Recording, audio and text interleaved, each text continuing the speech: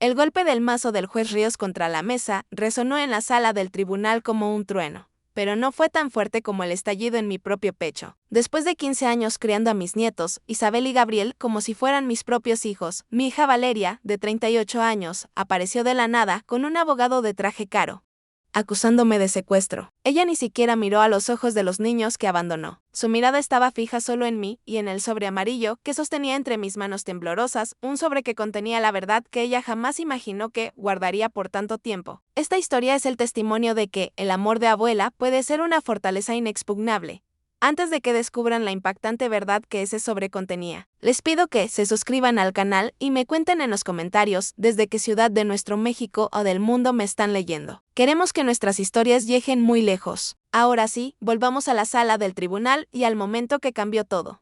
Mi nombre es Elena Vega, y a mis 65 años, nunca imaginé que estaría en un tribunal, luchando por la custodia de mis nietos contra mi propia hija. Valeria, la misma hija que hace 15 años dejó a 2 niños pequeños en la puerta de mi casa, prometiendo volver en unos días. Aún puedo escuchar su voz, cargada de una urgencia falsa, apenas audible en el taxi que la esperaba. Solo necesito resolver unos problemas, mamá. ¿Me los cuidas? Es rapidísimo, te lo prometo. Esa fue la última frase que Valeria me dirigió antes de subirse a un taxi y desaparecer por 15 largos años. Fue el eco de una promesa vacía que se repitió en el silencio de mi hogar durante una década y media. En aquel entonces, Gabriel tenía apenas 4 años. Su hermana, Isabel, acababa de cumplir 2. Estaban sucios, hambrientos y visiblemente asustados. Isabel lloraba sin parar, aferrada a un oso de peluche gastado que era más grande que ella, mientras Gabriel me miraba con esos ojos grandes y confusos que nunca podré olvidar. Recuerdo perfectamente esa primera noche. Después de bañarlos, alimentarlos y acostarlos en el pequeño cuarto de visitas,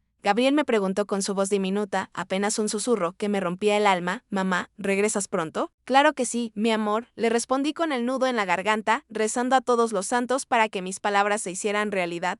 Pero la realidad es mucho más cruel que la esperanza. Los días se transformaron en semanas, las semanas en meses y los meses, inevitablemente, en años. No hubo una sola llamada, ni una carta, ni un mensaje de texto. Era como si Valeria se hubiera evaporado en el aire, sin dejar rastro. Al principio, impulsada por la desesperación y el amor por mi hija, traté de encontrarla. Llamé a los pocos amigos que le conocía, verifiqué los hospitales cercanos y finalmente llegué a ir a la policía. Pero la respuesta, siempre la misma, se sentía como un puñal en el corazón. «Es mayor de edad, señora. Si no hay señales de un crimen, no podemos hacer nada». Así, el silencio se convirtió en la respuesta de Valeria, y yo asumí la monumental tarea de criar a mis nietos. No fue fácil, en absoluto. Yo tenía 48 años en ese momento, viuda desde hacía 5, y vivía con una modesta pensión de maestra jubilada. El abandono de Valeria no solo dejó un vacío emocional, sino también un agujero financiero. Tuve que volver a dar clases particulares para complementar los ingresos. Inscribí a los niños en la escuela del barrio.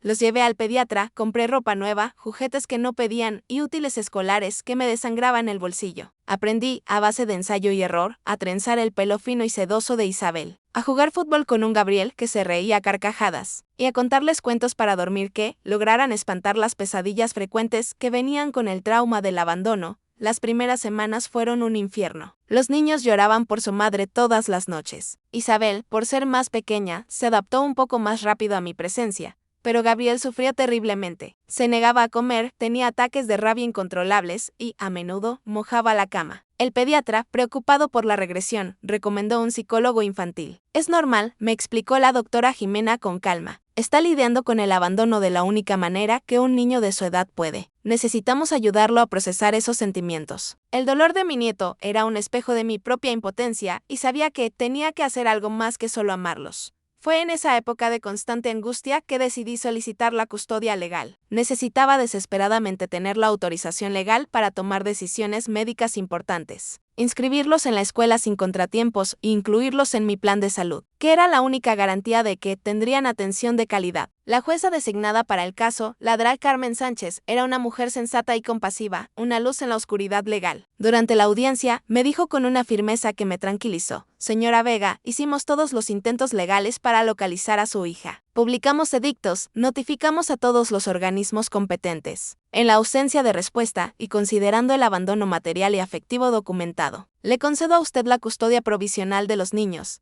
Así fue como comenzó nuestra vida oficial como una familia no convencional. Una abuela y sus 2 nietos construyendo un hogar lleno de amor, ladrillo a ladrillo, a partir de las cenizas humeantes del abandono. El tiempo, ese río imparable, pasó rápido. Gabriel se convirtió en un adolescente alto, delgado y un joven apasionado por las ciencias. Isabel se transformó en una niña dulce y artística, siempre con un cuaderno de dibujo bajo el brazo, su refugio del mundo. Las preguntas dolorosas sobre su madre fueron disminuyendo a lo largo de los años, es cierto, pero nunca cesaron por completo. Recuerdo vívidamente una tarde. Abuela, ¿por qué mamá nunca regresó?, me preguntó Isabel cuando tenía 10 años, mientras yo le trenzaba el pelo para ir a la escuela. El corazón me dio un vuelco. Cariño, a veces los adultos tienen problemas que no pueden resolver. Respondí, eligiendo cuidadosamente mis palabras, sopesando cada una como si fueran diamantes. Eso no significa que no los ame. Pero Isabel, con esa inteligencia innata, insistió, pero ya han pasado 8 años, abuela. Su voz era pequeña, dolida, y esa pregunta, simple pero demoledora, se clavó en mi alma. ¿Qué podía decir? ¿Cómo le explicas a una niña inocente que su propia madre la abandonó sin mirar atrás como si fuera un objeto olvidado? ¿Cómo justificar lo injustificable? Me tragué el dolor y continué trenzando, permitiendo que el silencio llenara lo que mis palabras no podían expresar. La custodia provisional se convirtió en permanente cuando los niños cumplieron 7 años sin que tuviéramos ninguna noticia de Valeria. Durante todos esos años, yo había guardado celosamente cada pedazo de nuestra historia, cada prueba de su amor y su dolor. En un sobre amarillo, mi arca personal de la alianza. Había fotos del día en que llegaron, sucios y asustados, los dibujos infantiles que hicieron para la madre que nunca regresó. Todos los reportes escolares y médicos que atestiguaban mi cuidado constante. Y lo más importante, la única y descorazonadora carta que Valeria me envió 3 meses después de irse. Una carta que nunca, bajo ninguna circunstancia, les mostré a mis nietos porque sabía que les rompería el corazón de manera irreparable. El contenido de esa carta era un veneno lento, un dolor encapsulado en papel. Mamá, no me busques más. Era la orden de una huida sin retorno. Estoy comenzando una vida nueva lejos de ahí. Los niños estarán mejor contigo que conmigo. Y la puñalada final, que aún me hacía sangrar, tú siempre fuiste mejor madre de lo que yo jamás seré. No les digas, pero es mejor que me olviden. Esa carta, escrita en papel barato con la caligrafía apresurada y egoísta de Valeria, sería nuestra salvación, nuestro escudo legal, muchos años después. La guardé en el sobre amarillo como un talismán oscuro, esperando el día, que inconscientemente sabía que llegaría, en que el pasado volvería a tocar a nuestra puerta. Y ese día llegó, en una tarde común y corriente de martes, cuando Isabel ya tenía 17 años y Gabriel 19, el timbre sonó. El sonido, tan trivial, se sintió como una alarma de incendio. Cuando abrí la puerta, mi corazón, ese músculo incansable, se detuvo en seco. Valeria estaba allí, parada en mi pórtico de rejas blancas, como si 15 años de ausencia, de dolor y de silencio no hubieran pasado en absoluto. A su lado, un hombre de traje oscuro, con una carpeta de piel en la mano. Me miraba con ojos fríos, calculadores, sin una pizca de empatía, mamá, dijo Valeria, sin una pizca de emoción en su voz, sin una lágrima, sin una pizca de arrepentimiento. Vine a buscar a mis hijos. El tiempo se congeló en ese momento, cada partícula de polvo suspendida en el aire. Valeria estaba diferente, lo admito. Llevaba el cabello más corto, algunas arrugas incipientes en las comisuras de sus ojos, signo del paso implacable del tiempo, y ropa de marca, cara, que yo jamás podría comprar con mi modesta pensión. Pero seguía siendo ella, mi hija, el mismo rostro que me miraba desde las fotografías viejas que yo mantenía escondidas para no confundir a mis nietos. ¿Tus hijos?, repetí, sintiendo como si me hubieran abofeteado con un guante de seda, sintiendo el ardor de la traición y el abandono. ¿Tus hijos, a quienes abandonaste hace 15 años? El hombre a su lado se aclaró la garganta con un sonido seco y me extendió un documento oficial. Señora Vega, soy el licenciado Vargas, abogado de su hija. El nombre de Vargas quedó grabado en mi mente como una sentencia. Estos son los documentos que solicitan la restitución de la custodia de los menores. Gabriel y Isabel a su madre biológica. Tomé los papeles con manos temblorosas, incapaz de procesar el tsunami de descaro que estaba inundando mi casa. No puedes simplemente aparecer después de 15 años y exigir que regresen, dije, tratando desesperadamente de mantener mi voz firme, de no dejar que el pánico se apoderara de mí.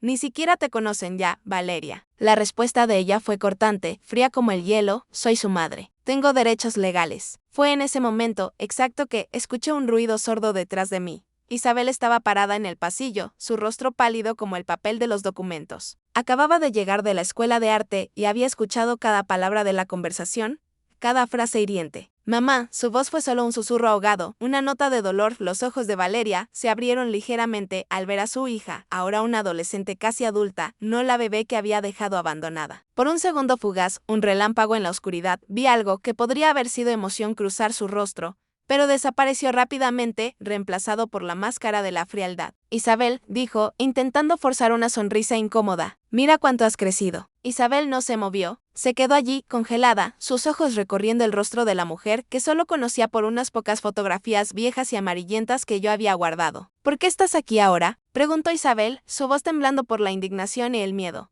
Antes de que Valeria pudiera articular una respuesta, escuchamos la puerta principal abrirse de nuevo. Era Gabriel, volviendo de la universidad con su mochila de estudiante cargada de libros. Se detuvo en la entrada, la mochila resbalando del hombro, al ver la escena en el pórtico. ¿Qué está pasando?, preguntó, mirándonos a Valeria y a mí con una mezcla de confusión y preocupación. Gabriel, esta es, comencé a decir, pero Valeria me interrumpió, arrogante como siempre. Soy tu madre, dijo, dando un paso decidido en su dirección. Gabriel retrocedió instintivamente, como si ella fuera un depredador. Sus ojos se entrecerraron, analizando el rostro de Valeria como si estuviera estudiando un espécimen extraño y peligroso en una de sus clases de biología.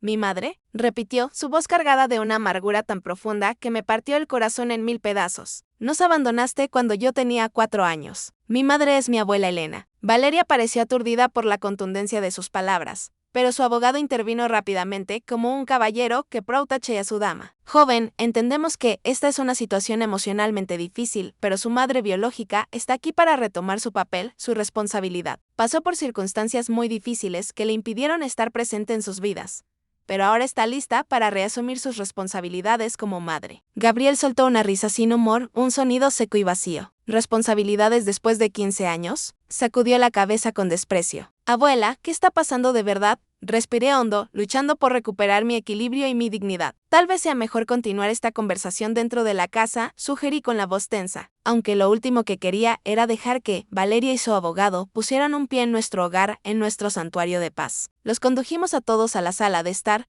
un ambiente modesto pero acogedor, lleno hasta el tope de fotografías enmarcadas que mostraban cada momento importante en la vida de mis nietos. Ahí estaban, la graduación de secundaria de Gabriel, Isabel ganando un concurso de arte local, cumpleaños, navidades, viajes inolvidables al bosque de Chapultepec. 15 años de recuerdos que construimos juntos. 15 años de los cuales Valeria no era, ni remotamente parte. Me senté junto a mis nietos en el sofá más grande, instintivamente colocándome como un escudo humano entre ellos y Valeria, que se sentó en el sillón de enfrente, con su abogado a su lado, como un guardaespaldas de traje caro. Vayamos directo al grano, al meollo del asunto, dijo el licenciado Vargas, abriendo su carpeta de piel. Mi clienta, legalmente, nunca renunció a la custodia de sus hijos. La señora Elena Vega obtuvo la custodia temporal, que se convirtió en permanente, bajo alegaciones de abandono, pero no hubo un proceso formal de destitución de la patria potestad. ¿Por qué desapareció?, exclamé, sintiéndome indignada y furiosa. ¿Cómo podríamos notificarla de un proceso legal si se esfumó sin dejar una sola dirección, ni un teléfono, ni un contacto? Ese es exactamente el punto, señora, continuó el abogado, imperturbable en su arrogancia. Mi clienta no fue debidamente notificada y ahora, con una vida estable, está lista para reasumir sus derechos parentales. El caso es claro, ¿pero por qué ahora?, preguntó Isabel. Su voz, aunque pequeña, resonaba con el peso de una pregunta de 17 años. ¿Por qué después de tanto tiempo, después de tanto dolor? Valeria se movió incómodamente en su asiento como si la silla estuviera llena de espinas.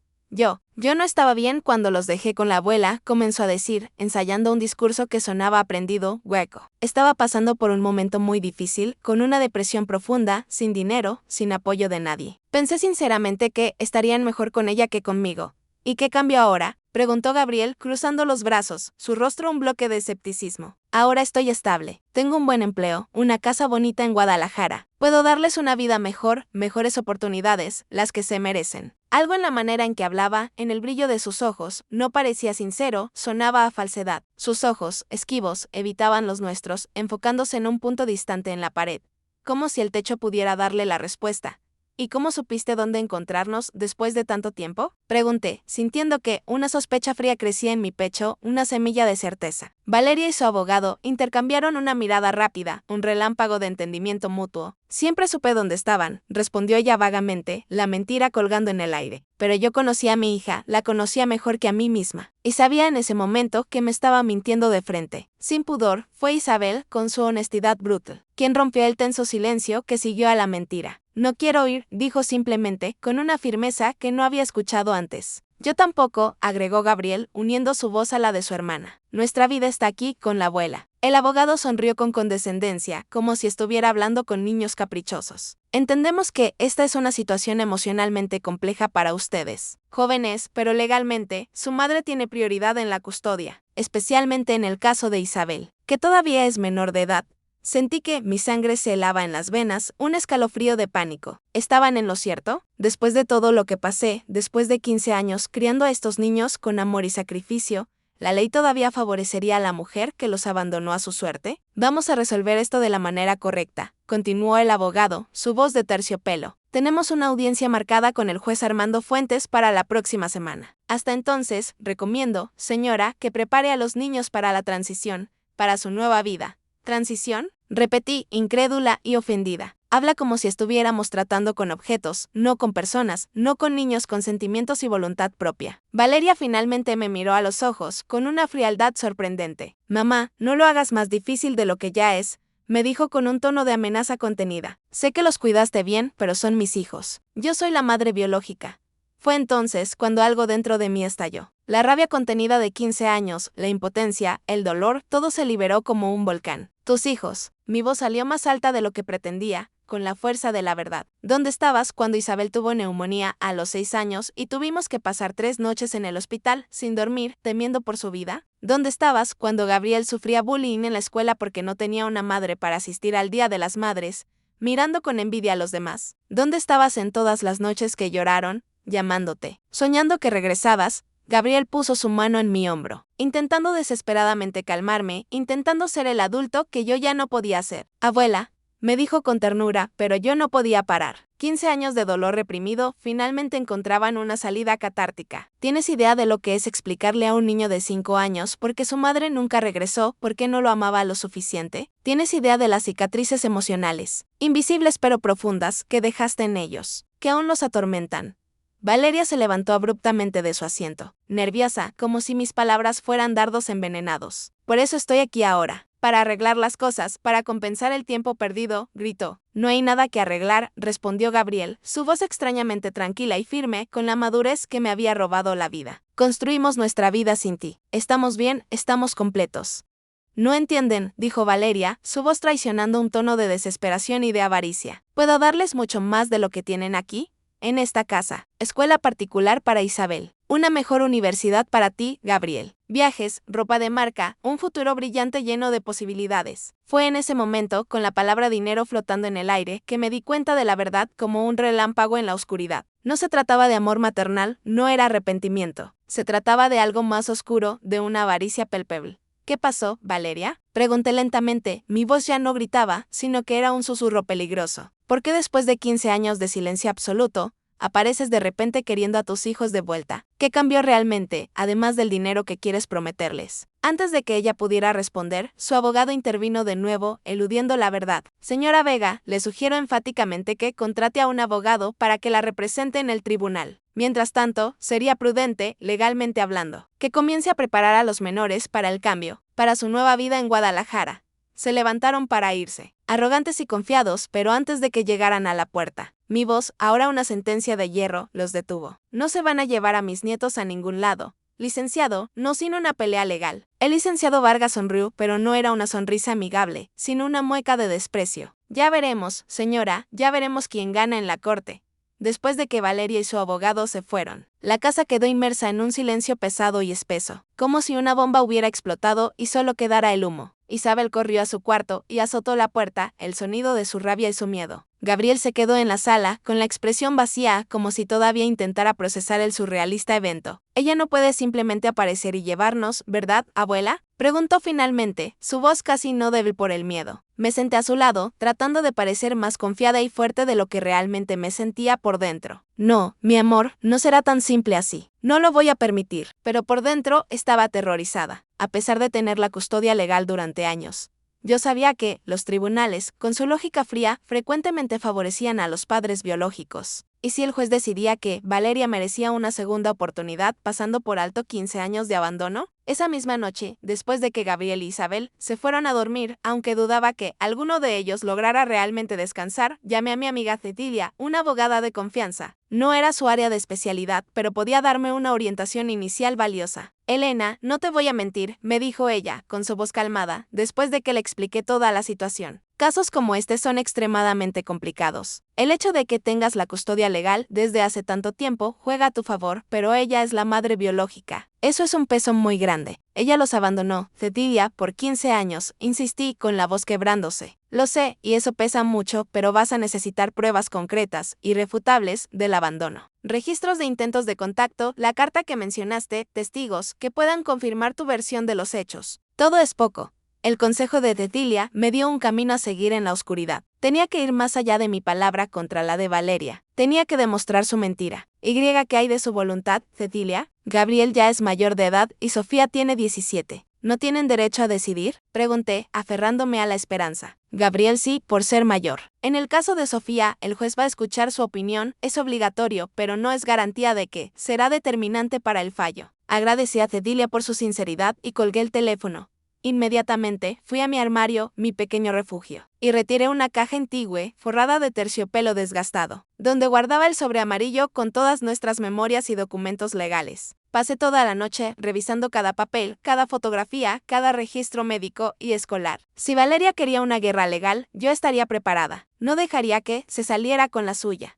A la mañana siguiente, encontré a Isabel en la cocina, con los ojos rojos hinchados de tanto llorar. No puedo ni verla, abuela, me dijo, su voz un murmullo roto, mientras yo preparaba el café de la mañana. ¿Cómo puede pensar que tiene el derecho de volver así, como si nada? Puse una taza de chocolate caliente frente a ella, un consuelo familiar, y me senté a su lado. Cariño, necesito que seas fuerte ahora. Vamos a tener que enfrentar esto juntos, como la familia que somos. Yo te voy a proteger. Pero es tan injusto, abuela. Nos dejó como si fuéramos basura, y ahora parece con ese abogado caro, hablando de escuela particular y ropa de marca.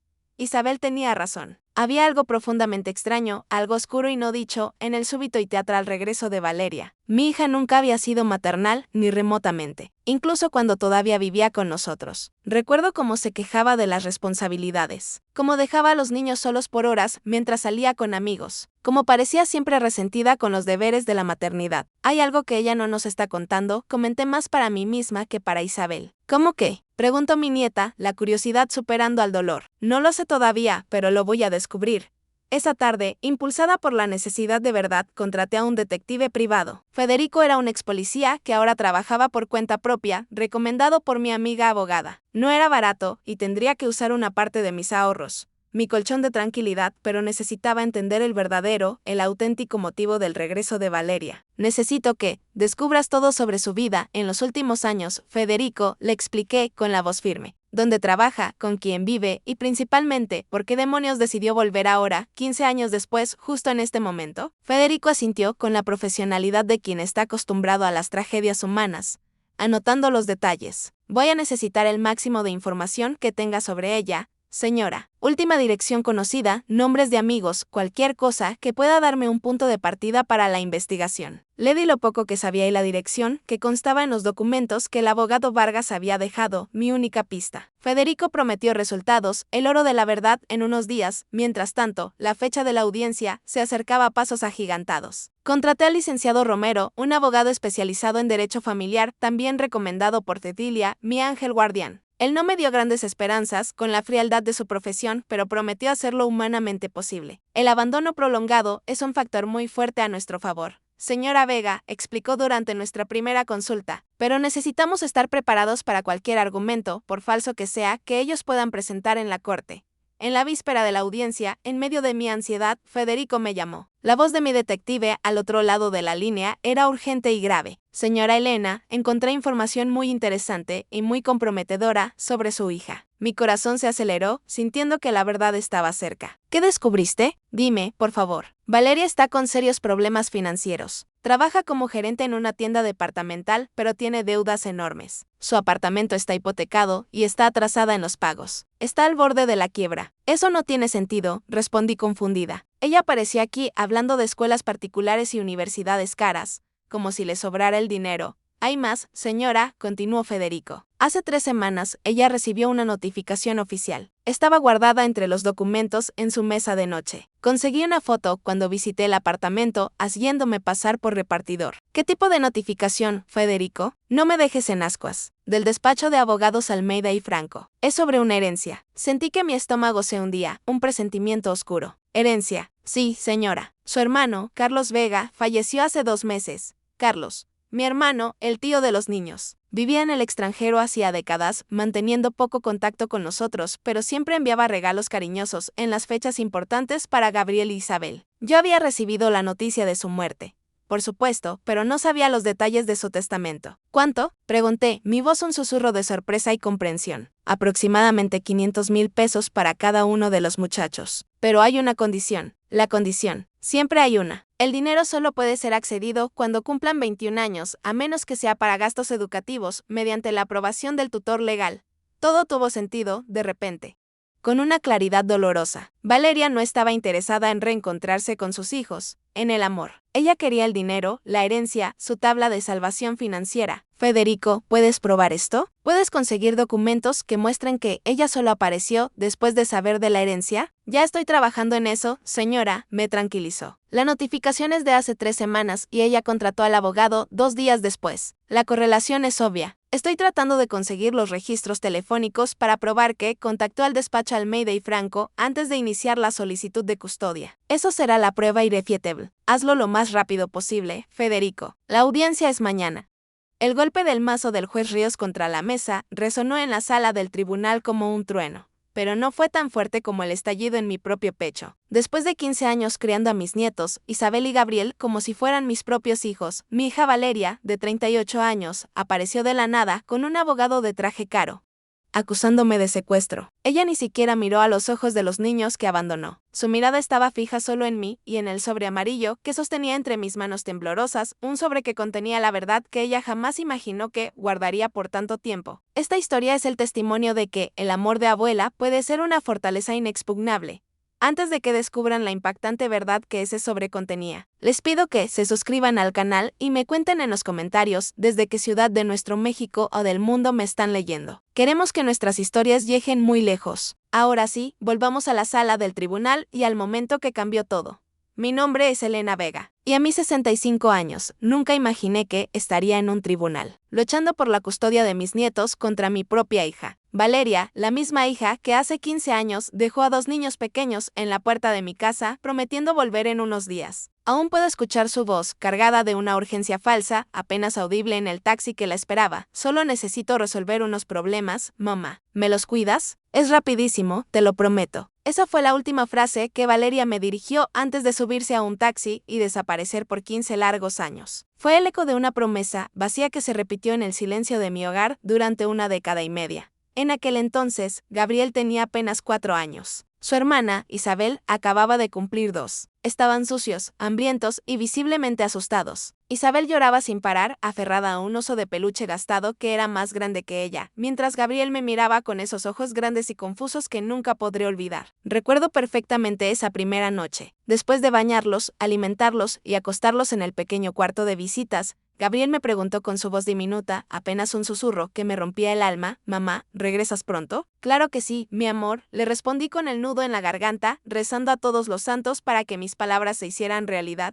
Pero la realidad es mucho más cruel que la esperanza. Los días se transformaron en semanas, las semanas en meses y los meses, inevitablemente, en años. No hubo una sola llamada, ni una carta, ni un mensaje de texto. Era como si Valeria se hubiera evaporado en el aire, sin dejar rastro. Al principio, impulsada por la desesperación y el amor por mi hija, traté de encontrarla. Llamé a los pocos amigos que le conocía, verifiqué los hospitales cercanos y finalmente llegué a ir a la policía. Pero la respuesta, siempre la misma, se sentía como un puñal en el corazón. Es mayor de edad, señora. Si no hay señales de un crimen, no podemos hacer nada. Así, el silencio se convirtió en la respuesta de Valeria, y yo asumí la monumental tarea de criar a mis nietos. No fue fácil, en absoluto. Yo tenía 48 años en ese momento, viuda desde hacía 5 y vivía con una modesta pensión de maestra jubilada. El abandono de Valeria no solo dejó un vacío emocional, sino también un agujero financiero. Tuve que volver a dar clases particulares para complementar los ingresos. Inscribí a los niños en la escuela del barrio. Los llevé al pediatra, compré ropa nueva, juguetes que no pedían y útiles escolares que me desangraban el bolsillo. Aprendí, a base de ensayo y error, a trenzar el pelo fino y sedoso de Isabel, a jugar fútbol con un Gabriel que se reía a carcajadas, y a contarles cuentos para dormir que lograran espantar las pesadillas frecuentes que venían con el trauma del abandono. Las primeras semanas fueron un infierno. Los niños lloraban por su madre todas las noches. Isabel, por ser más pequeña, se adaptó un poco más rápido a mi presencia, pero Gabriel sufría terriblemente. Se negaba a comer, tenía ataques de rabia incontrolables y, a menudo, mojaba la cama. El pediatra, preocupado por la regresión, recomendó un psicólogo infantil. Es normal, me explicó la doctora Jimena con calma. Está lidiando con el abandono de la única manera que un niño de su edad puede. Necesitamos ayudarlo a procesar esos sentimientos. El dolor de mi nieto era un espejo de mi propia impotencia y sabía que tenía que hacer algo más que solo amarlos. Fue en esa época de constante angustia que decidí solicitar la custodia legal. Necesitaba desesperadamente tener la autorización legal para tomar decisiones médicas importantes, inscribirlos en la escuela sin contratiempos e incluirlos en mi plan de salud, que era la única garantía de que tendrían atención de calidad. La jueza designada para el caso, la Dra. Carmen Sánchez, era una mujer sensata y compasiva, una luz en la oscuridad legal. Durante la audiencia, me dijo con una firmeza que me tranquilizó: Señora Vega, hicimos todos los intentos legales para localizar a su hija. Publicamos edictos, notificamos a todos los organismos competentes. En la ausencia de respuesta, y considerando el abandono material y afectivo documentado, le concedo a usted la custodia provisional de los niños. Así fue como comenzó nuestra vida oficial como una familia no convencional. Una abuela y sus 2 nietos construyendo un hogar lleno de amor, ladrillo a ladrillo, a partir de las cenizas humeantes del abandono. El tiempo, ese río imparable, pasó rápido. Gabriel se convirtió en un adolescente alto, delgado y un joven apasionado por las ciencias. Isabel se transformó en una niña dulce y artística, siempre con un cuaderno de dibujo bajo el brazo, su refugio del mundo. Las preguntas dolorosas sobre su madre fueron disminuyendo a lo largo de los años, es cierto, pero nunca cesaron por completo. Recuerdo vívidamente una tarde. Abuela, ¿por qué mamá nunca regresó?, me preguntó Isabel cuando tenía 10 años, mientras yo le trenzaba el pelo para ir a la escuela. El corazón me dio un vuelco. Cariño, a veces los adultos tienen problemas que no pueden resolver. Respondí, eligiendo cuidadosamente mis palabras, sopesando cada una como si fueran diamantes. Eso no significa que no los ame. Pero Isabel, con esa inteligencia innata, insistió, pero ya han pasado 8 años, abuela. Su voz era pequeña, dolida, y esa pregunta, simple pero demoledora, se clavó en mi alma. ¿Qué podía decir? ¿Cómo le explicas a una niña inocente que su propia madre la abandonó sin mirar atrás como si fuera un objeto olvidado? ¿Cómo justificar lo injustificable? Me tragué el dolor y continué trenzando, permitiendo que el silencio llenara lo que mis palabras no podían expresar. La custodia provisional se convirtió en permanente cuando los niños cumplieron 7 años sin que tuviéramos ninguna noticia de Valeria. Durante todos esos años, yo había guardado celosamente cada pedazo de nuestra historia, cada prueba de su amor y su dolor. En un sobre amarillo, mi arca personal de la alianza. Había fotos del día en que llegaron, sucios y asustados, los dibujos infantiles que hicieron para la madre que nunca regresó. Todos los reportes escolares y médicos que atestiguaban mi cuidado constante. Y lo más importante, la única y descorazonadora carta que Valeria me envió 3 meses después de irse. Una carta que nunca, bajo ninguna circunstancia, les mostré a mis nietos porque sabía que les rompería el corazón de manera irreparable. El contenido de esa carta era un veneno lento, un dolor encapsulado en papel. Mamá, no me busques más. Era la orden de una huida sin retorno. Estoy comenzando una vida nueva lejos de ahí. Los niños estarán mejor contigo que conmigo. Y la puñalada final, que aún me hacía sangrar, tú siempre fuiste mejor madre de lo que yo jamás seré. No les digas, pero es mejor que me olviden. Esa carta, escrita en papel barato con la caligrafía apresurada y egoísta de Valeria, sería nuestra salvación, nuestro escudo legal, muchos años después. La guardé en el sobre amarillo como un talismán oscuro, esperando el día, que inconscientemente sabía que llegaría, en que el pasado volvería a tocar a nuestra puerta. y ese día llegó. En una tarde común y corriente de martes, cuando Isabel ya tenía 17 años y Gabriel 19, el timbre sonó. El sonido, tan trivial, se sintió como una alarma de incendio. Cuando abrí la puerta, mi corazón, ese músculo incansable, se detuvo en seco. Valeria estaba allí, parada en mi pórtico de rejas blancas, como si 15 años de ausencia, de dolor y de silencio no hubieran pasado en absoluto. A su lado, un hombre de traje oscuro, con una carpeta de piel en la mano. Me miraba con ojos fríos, calculadores, sin una pizca de empatía, mamá, dijo Valeria, sin una pizca de emoción en su voz, sin una lágrima, sin una pizca de arrepentimiento. Vine a buscar a mis hijos. El tiempo se congeló en ese momento, cada partícula de polvo suspendida en el aire. Valeria estaba diferente, lo admito. Llevaba el cabello más corto, algunas arrugas incipientes en las comisuras de sus ojos, signo del paso implacable del tiempo, y ropa de marca, cara, que yo jamás podría comprar con mi modesta pensión. Pero seguía siendo ella, mi hija, el mismo rostro que me miraba desde las fotografías viejas que yo mantenía escondidas para no confundir a mis nietos. Colgué el teléfono y me senté en la orilla de la cama, aturdida. Mi propia hija estaba intentando usar a sus hijos, a sus propios hijos, para poner sus manos en una herencia. Los mismos niños a quienes ella había abandonado, sin mirar atrás 15 años atrás. Gabriel tocó suavemente la puerta de mi cuarto. Abuela, ¿estás bien? Te escuché hablando por teléfono. Miré a mi nieto, ahora un joven alto, inteligente y sensible. Y sentí una ola poderosa de protección invadirme. No permitiría que Valeria lastimara a estos niños de nuevo. No dejaría que los usara como instrumentos para resolver sus problemas financieros. ¿Todo bien, mi amor?, respondí, intentando forzar una sonrisa que me costaba. Solo me estoy preparando para mañana, para la gran pelea. Tenemos miedo, confesó él, sentándose a mi lado. La preocupación en su rostro. Isabel ni siquiera puede dormir bien. Lo sé. Yo también estoy asustada, admití, la honestidad era mi única arma con ellos. Pero vamos a enfrentar esto juntos. Como siempre lo hemos hecho, como una familia. Gabriel asintió, pero sus ojos estaban llenos de preocupación e incertidumbre. ¿Y si perdemos, abuela? ¿Y si el juez manda a Isabel a ir con ella? Solo tiene 17 años, todavía es menor de edad. No vamos a perder, Gabriel, afirmé, con más confianza en la voz de la que sentía en el corazón. Tengo un as bajo la manga. Esa noche, retiré el sobre amarillo de la caja y revisé cada documento una vez más. La carta de Valeria, los registros escolares, las fotografías del día en que llegaron a mi casa. Agregué los documentos, las pruebas irrefutables que Federico me había enviado sobre la herencia. Y entonces, con cuidado ceremonial, puse todo de vuelta en el sobre y lo sellé. Mañana sería el día en que enfrentaría a mi propia hija en el tribunal. El día en que lucharía, con uñas y dientes, por el derecho de seguir siendo la madre de los niños que ella abandonó. El día en que la verdad, por fin, saldría a la luz. Antes de dormir, hice una última llamada a Federico. La última gota de esperanza. ¿Conseguiste los registros telefónicos? Mejor que eso, señora, respondió él, su voz llena de triunfo. Conseguí grabar una conversación entre Valeria y el licenciado Vargas. Necesitas escuchar esto en la mañana. El Palacio de Justicia de Monterrey era un imponente edificio de concreto y vidrio. Una mole de solemnidad que siempre me había intimidado. Esa mañana, sin embargo, estaba determinada a no mostrar miedo, a no dejar que mi hija viera mi debilidad. Vestí mi mejor conjunto.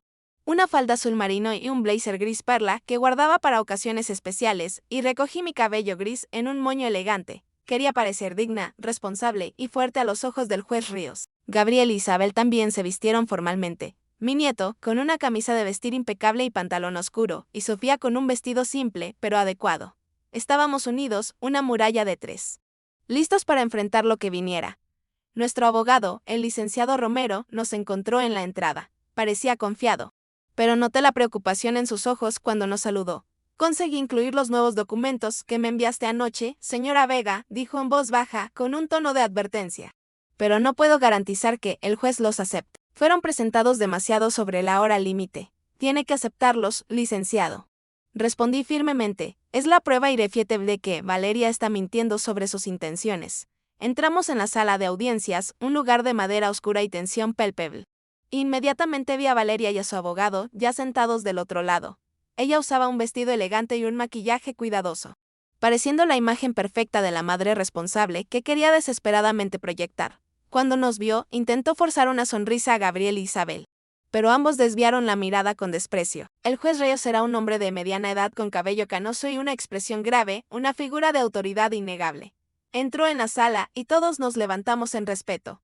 Siéntense, ordenó, abriendo una carpeta de documentos. Estamos aquí para tratar el proceso de modificación de custodia de los menores Gabriel y Isabel Vega. Veo que tenemos representantes legales de ambas partes. Vamos a comenzar. El licenciado Vargas fue el primero en hablar, presentando el caso de Valeria con una elocuencia ensayada y fría. Señoría, mi clienta Valeria Vega es la madre biológica de estos jóvenes. Hace 15 años pasó por un periodo difícil de depresión postparto tardía y problemas financieros que la forzaron a dejar temporalmente a sus hijos al cuidado de la abuela.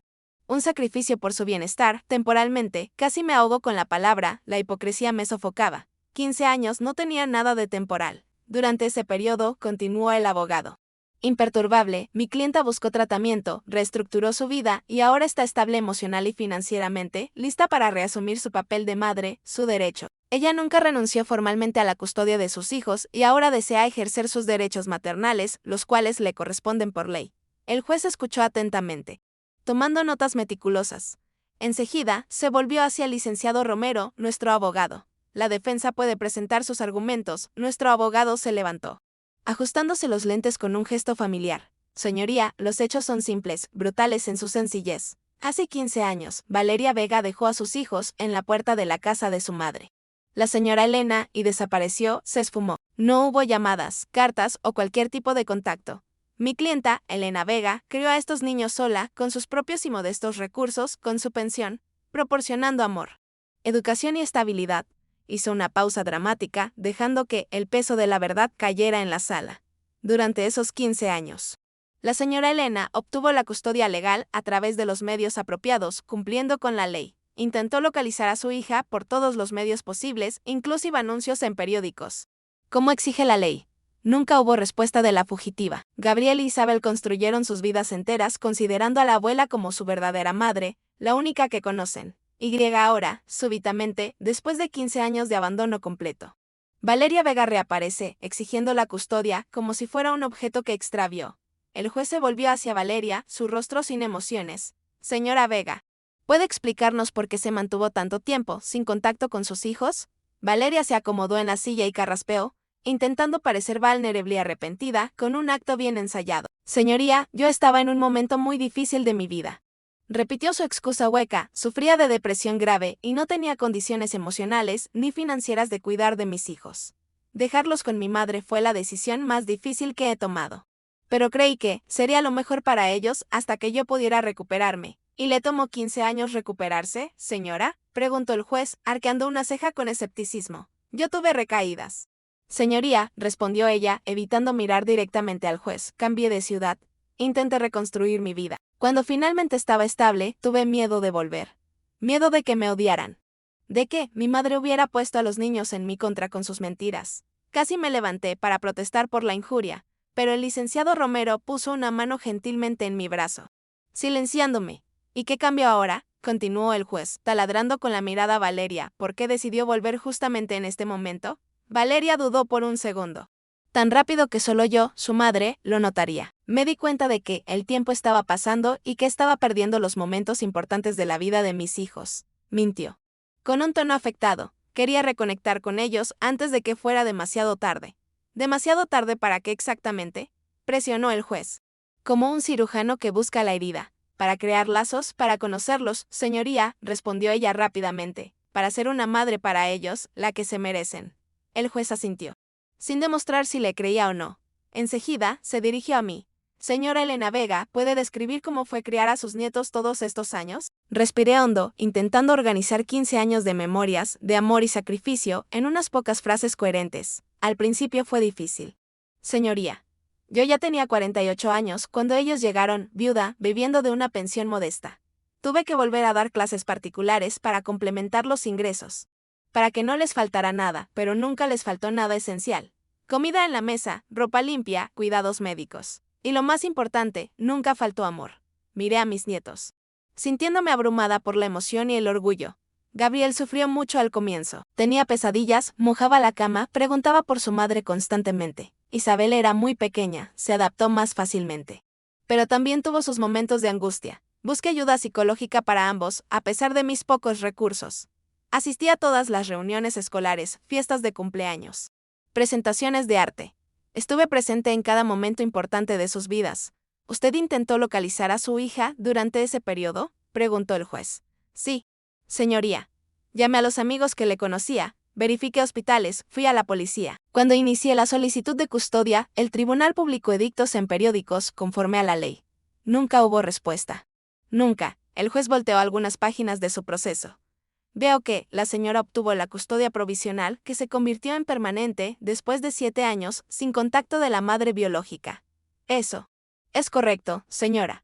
Luego, se volvió hacia mis nietos, los protagonistas de esta tragedia. Me gustaría escuchar a los jóvenes ahora. Gabriel, ¿cómo te sientes sobre este proceso legal? Gabriel se levantó, pareciendo mucho mayor que sus 20 años. Señoría, mi madre es mi abuela Elena. Ella fue quien me crió, quien estuvo a mi lado cuando estaba enfermo. Quien me enseñó a andar en bicicleta. Quien me ayudó con la tarea de la escuela. La señora Valeria es solo la mujer que me dio a luz y después me abandonó. Es una extraña. Valeria palideció visiblemente con las palabras duras. La verdad de su hijo. Entiendo que estés dolido, intervino el juez compasivo. Pero, ¿cuál es tu opinión sobre la posibilidad de retomar contacto con tu madre biológica? Eres mayor de edad y puedes decidir por ti mismo. No quiero contacto con ella. Respondió Gabriel firmemente, sin dudar. No confío en ella y no entiendo por qué está haciendo esto ahora, después de tanto tiempo. El juez asintió y se volvió hacia mi nieta. Tú. Isabel, sé que tienes solo 18 años, pero tu opinión es muy importante para el tribunal. Isabel se levantó, temblando ligeramente. Siempre fue la más callada, la más sensible. Yo era muy pequeña cuando ella nos dejó, dijo Isabel, su voz baja, pero con una firmeza sorprendente. No tengo muchos recuerdos de ella. Solo lo que la abuela me contó y algunas fotografías viejas. Para mí, mi abuela es mi madre de verdad. No quiero ir a vivir con una extraña. No soy una extraña, soy tu madre, exclamó Valeria. Incapaz de contenerse, rompiendo el protocolo. Señora Vega, por favor, no interrumpa, advirtió el juez con la voz dura. Isabel continuó, ahora mirando directamente a Valeria, el dolor en sus ojos. ¿Dónde estaba usted cuando necesitaba a alguien que me ayudara con mi primer sostén? ¿O cuando tuve mi primer periodo y estaba asustada y no sabía qué hacer? ¿O cuando sufrí bullying en la escuela por no tener una madre para el Día de las Madres? La abuela estuvo ahí siempre. En cada momento. Usted es una extraña para mí. Lágrimas escurrían por el rostro de Isabel, pero su voz permanecía controlada, llena de dolor y dignidad. Un silencio pesado cayó sobre la sala, mientras Isabel volvía a su lugar. El juez carraspeó, claramente afectado por el testimonio bruto y honesto de mi nieta. Bien. Creo que las posturas están claras. Me gustaría revisar algunos documentos antes de proseguir con el fallo. Fue en ese momento que nuestro abogado se manifestó. Con la calma de quien está a punto de dar un jaque mate. Señoría. Hay nuevos elementos que nos gustaría presentar al tribunal. Documentos que pueden esclarecer las verdaderas motivaciones de la señora Valeria Vega para regresar después de 15 años de ausencia. La verdad oculta. El abogado de Valeria se levantó inmediatamente. Protesto, señoría, no fuimos notificados de ninguna nueva evidencia. Esto es una trampa. Fueron descubiertos anoche. Licenciado, explicó el licenciado Romero, con calma. Creemos que son cruciales para el entendimiento de este caso. El juez consideró por un momento. Voy a permitirlo. Pero con la salvedad de que la otra parte tendrá derecho a contestar después del análisis de los documentos. Adelante. El licenciado Romero se acercó al estrado y entregó el sobre amarillo al juez. Este sobre contiene pruebas de que la señora Valeria Vega solo regresó después de tomar conocimiento de una herencia sustancial dejada por Carlos Vega, tío de los niños, fallecido hace 2 meses. Es una avaricia planeada. Valeria se levantó bruscamente, el pánico en su rostro. Eso es absurdo, señoría. Yo ni siquiera sabía de esa herencia. Es una mentira de mi madre. Señora, siéntese, ordenó el juez. Con la voz como un látigo. Voy a analizar los documentos antes de cualquier conclusión. Abrió el sobre cuidadosamente y comenzó a examinar su contenido. Primero, las fotografías de cuando los niños llegaron a mi casa, sucios y asustados. Enseguida, la carta de Valeria fechada 3 meses después de su partida, declarando que no quería más contacto. El abandono escrito. Los reportes escolares y médicos mostrando mi cuidado constante a lo largo de los años. Por último, los documentos más recientes y comprometedores. La notificación del despacho Almeida y Franco sobre la herencia, fechada 3 semanas atrás. Y los registros telefónicos mostrando que Valeria había contactado al despacho de abogados solo 2 días después de recibir la notificación. Había también la transcripción de una conversación grabada entre Valeria y su abogado, la prueba de su intención. Mientras el juez leía, el rostro de Valeria se ponía cada vez más pálido. Su maquillaje parecía derretirse. Susurraba furiosamente con su abogado, que parecía igualmente perturbado y avergonzado. Después de algunos minutos de lectura silenciosa, el juez levantó los ojos. Estas son acusaciones muy serias, licenciado Romero, dijo. Su voz resonando con el peso de la verdad. Está sugiriendo que la señora Valeria Vega está intentando recuperar la custodia de sus hijos solo para tener acceso a la herencia dejada por el tío. Por dinero. Exactamente, señoría. Como puede verificar en los documentos, el testamento especifica que el dinero solo puede ser accedido por los jóvenes cuando cumplan 21 años. A menos que sea para gastos educativos aprobados por el tutor legal. Ella quiere el control del dinero. El juez Ríos se volvió hacia Valeria, su expresión ahora visiblemente más severa, con un rastro de repulsión. Señora Vega, ¿qué tiene que decir sobre estos documentos? Sobre esta evidencia irrefutable. Valeria parecía haber sido tomada completamente por sorpresa, su fachada desmoronándose. Abrió la boca varias veces. Incapaz de articular una mentira creíble. Yo no sabía de la herencia cuando decidí buscar a mis hijos, señoría, dijo ella finalmente, pero su voz traicionaba su mentira, era débil y falsa. Esto es solo una coincidencia. Una casualidad desafortunada. Una coincidencia muy conveniente, comentó el juez con sarcasmo cortante, especialmente considerando que, según estos registros telefónicos, la señora contactó al despacho Almeida y Franco al día siguiente de recibir la notificación y 2 días después contrató al licenciado Vargas para iniciar el proceso de recuperación de la custodia. ¿Y cómo puede explicar esta grabación, señora?, continuó el juez tomando otro documento, la transcripción de la conversación. Una conversación entre la señora y su abogado, donde discuten explícitamente cómo usar el dinero de la herencia para pagar sus deudas. La señora llega a decir, y cito textualmente, cuando tenga la custodia, podré usar el dinero de su educación para pagar la hipoteca del apartamento. Es una emergencia educativa, necesitan un techo. ¿No es así? Un murmullo de indignación recorrió la sala del tribunal, un sonido de repulsión colectiva. Gabriel e Isabel miraban a Valeria con expresiones de shock y repulsión. El último hilo de esperanza roto. Eso está fuera de contexto, señoría, balbuceó Valeria, ahora visiblemente en pánico, su voz apenas un hilo.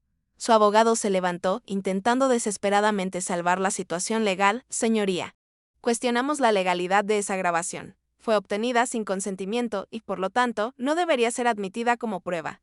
La grabación fue hecha en un lugar público.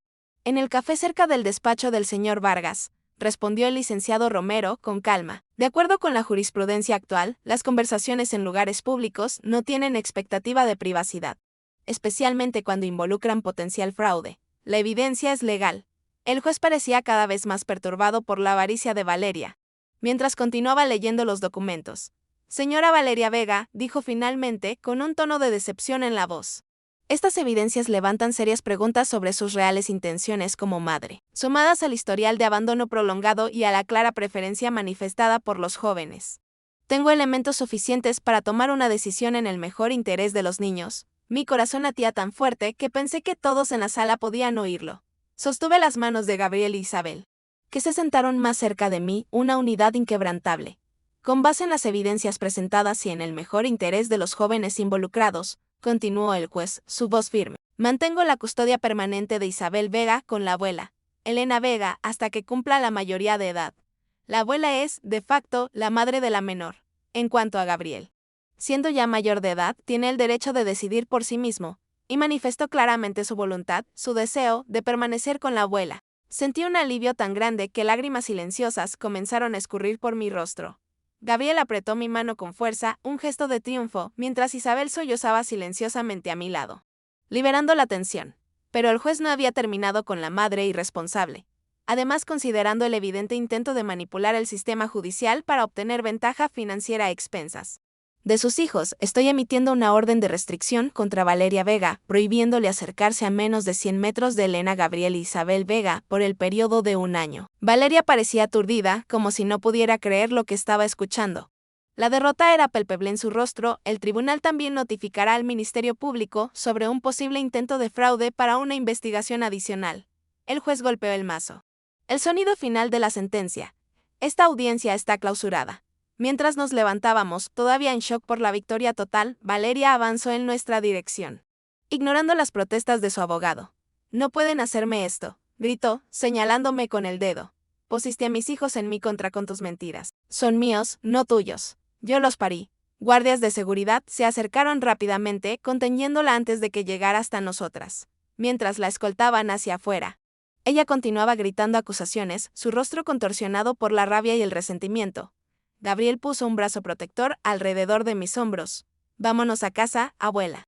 Dijo gentilmente. Se acabó el infierno. Los meses siguientes a la audiencia fueron de readaptación y curación. Aunque habíamos ganado el caso, la súbita reaparición de Valeria y todas las revelaciones sobre sus verdaderas intenciones habían dejado heridas profundas.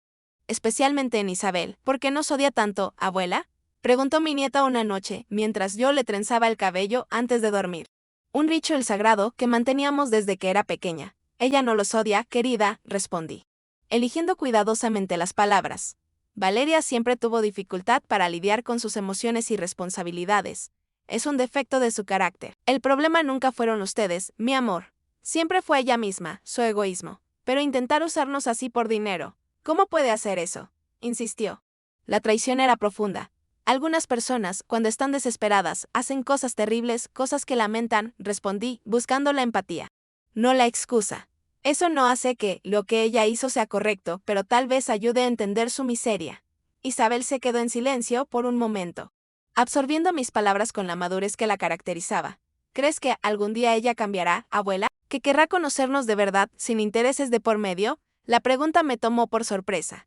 A pesar de todo, había todavía una pequeña y frágil parte de Isabel que anhelaba a la madre que nunca tuvo. No sé, mi amor. Las personas pueden cambiar, es cierto. Pero solo si realmente quieren y luchan por ello. Lo importante, Isabel, es que, independientemente de lo que pase con Valeria, ustedes tienen una familia aquí que los ama incondicionalmente. Sin pedir nada a cambio. Eso es la verdadera victoria. Era verdad. Nuestra pequeña familia estaba más unida que nunca, un calach de 3 corazones. Gabriel había retomado sus estudios con renovado entusiasmo, determinado a construir un futuro brillante. A dejar atrás el pasado. Isabel, aunque todavía procesando los acontecimientos, se estaba dedicando al arte con más intensidad, transformando sus emociones en belleza a través de sus dibujos. Su terapia silenciosa. Yo intentaba seguir adelante también, pero una parte de mí todavía sufría por Valeria. A pesar de su traición, ella todavía era mi hija, la sangre de mi sangre. ¿Dónde me había equivocado en su crianza para que se convirtiera en una persona capaz de abandonar a sus propios hijos y después intentar usarlos para beneficio financiero? 3 meses después del juicio, recibimos noticias sobre Valeria a través del licenciado Romero. Había perdido el apartamento debido a las deudas acumuladas y estaba viviendo temporalmente en casa de una amiga. El Ministerio Público había decidido no proseguir con las acusaciones de fraude, considerando que no había llegado a recibir ningún dinero de la herencia. A pesar de todo, sentí lástima por ella. En un impulso que me sorprendió incluso a mí misma, tomé el teléfono y llamé al número que el licenciado Romero me había pasado. Una voz cautelosa atendió del otro lado de la línea. Hola, Valeria. Soy mamá. Silencio total. Por un momento pensé que iba a colgarme. ¿Qué quieres? Su voz sonaba áspera, defensiva, herida. Solo quería saber cómo estás. No te miento. Una risa amarga vino del otro lado de la línea. ¿Cómo estoy? Perdí mi apartamento, mamá. Mi abogado me abandonó después de que no pude pagarle y tengo una orden judicial impidiéndome ver a mis propios hijos. ¿Cómo crees que estoy? Soy un desastre. Respiré hondo, recordándome a mí misma por qué había llamado. Lo siento mucho por todo esto. Valeria, realmente lo siento por tu dolor. ¿Lo sientes tanto que usaste esa grabación en mi contra en el tribunal? Fuiste cruel. Me acusó. El resentimiento vivo. Hice lo que necesitaba hacer para proteger a Gabriel y Isabel, así como tú hiciste lo que creíste necesario para resolver tus problemas financieros egoístamente. Otro silencio, más largo esta vez. ¿Por qué estás llamando al final, mamá? Sé honesta, preguntó ella finalmente, su voz un poco menos hostil, porque a pesar de todo, eres mi hija. Y porque creo que, tal vez con el tiempo, puedas construir algún tipo de relación con tus hijos. Una relación basada en amor genuino. No en intereses financieros. Tienes que cambiar. Valeria suspiró pesadamente. Me odian ahora, lo sé. Están dolidos y confundidos. Es diferente de odio, Valeria. Sofía pareció odiarme bastante en el tribunal. Me dijo, Isabel tiene 18 años y acaba de descubrir que la madre que la abandonó solo regresó por causa de dinero. ¿Qué esperabas? Estoy dispuesta a ayudar, continué. Extendiendo un puente frágil en la oscuridad. Si estás realmente interesada en conocerlos y construir una relación verdadera con ellos. pero tiene que ser en sus términos, en su tiempo. Cuando estén listos. Yo seré la mediadora. ¿Y el dinero de la herencia? Preguntó ella, su voz súbitamente ansiosa, volviendo a su obsesión. Cerré los ojos, decepcionada, pero no sorprendida de que su primera preocupación todavía fuera financiera. La herencia está en un fideicomiso. Valeria Gabriel pudo acceder a su parte cuando cumplió 21 años, y Sofía a los 21 también. Es dinero de ellos, es su futuro. No mío. No tuyo. No lo toques. Yo soy la madre biológica, protestó débilmente, sin convicción. Una madre que los abandonó por 15 años, respondí, más duramente de lo que pretendía. Mira. No llamé para discutir. Si quieres realmente ser parte de sus vidas, necesitarás demostrar que cambiaste, que te importan como personas, no como acceso a una herencia. ¿Y cómo hago eso con una orden de restricción? Preguntó ella, volviendo a la realidad legal.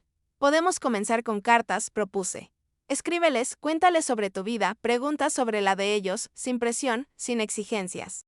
Solo comunicación, yo te ayudo. ¿Y tú entregarías esas cartas a mis hijos? Había desconfianza en su voz. Sí. Y si ellos quieren responder, enviaré sus respuestas también. Seré la mensajera. Hubo un largo momento de silencio antes de que ella finalmente respondiera. Voy a pensarlo. No era mucho, pero era un comienzo, una pequeña semilla de esperanza. Mensaje lección de sanación. Valor personal y llamada a la acción, queridos amigos, la historia de mi familia no es un cuento de hadas. Es un testimonio de la complejidad del amor y la tenacidad del espíritu humano. La lección más grande que aprendí en este camino es que la familia no se define por la biología, sino por la elección diaria. La abuela Elena Yo eligió quedarse, eligió el sacrificio, eligió el amor manifestado en acciones concretas, asistir a cada festival escolar, calmar cada fiebre. Ser un pilar de estabilidad. Eso es lo que crea los lazos más fuertes. Para ustedes, mujeres maduras de México, quiero decirles, su valor no disminuye con los años, sino que se profundiza.